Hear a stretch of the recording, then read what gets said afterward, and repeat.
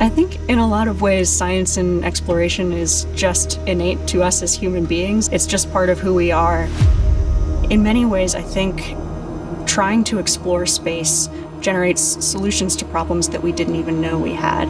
Ignition. Liftoff of the Falcon 9 and Crew Dragon. Go NASA, go SpaceX. The International Space Station is one of humanity's greatest accomplishments so far.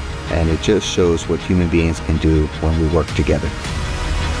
And we're going to accomplish some really amazing science.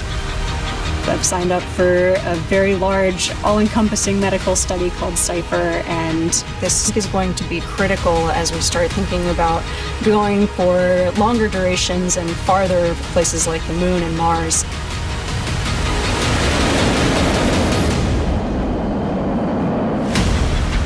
I don't think we grow if we don't challenge ourselves, and I can't wait to see what we discover during my career and for generations to come.